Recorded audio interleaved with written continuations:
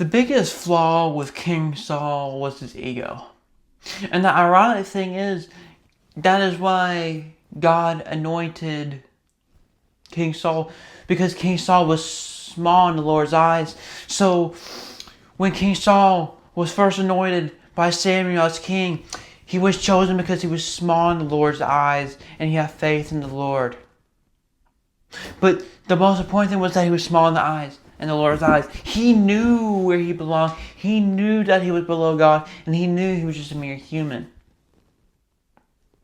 And he becomes this great king, this great leader, and Israel go through many victories, and they go through a great time of many riches and many victories.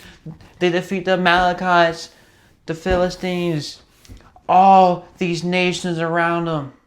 God has blessed them. But then you see the true demise of King Saul when he gets too big for himself. When instead of leaning on God, he leans on himself. Instead of listening to the great seer, which at the time was Samuel, he said, no, I'm not listening to him. He went out, destroyed the Amalekites. But what did he do? He kept the spoils of war. He kept their king. He didn't listen to God, nor did he listen to Samuel. He leaned on himself.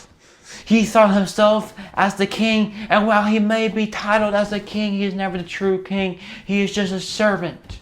But yet he thought of himself as a king. How many times in our life do we think of ourselves as the king? The king of many things, the king of school, the king of our household, the king of a town even. How many times do we think that we are the best, that we are the top, and that we are leaders? But we need to be humbled because we are far from God. We are just a servant in God's eyes. Compared to God's glory, we are nothing but dust. We are nothing but flesh and bones.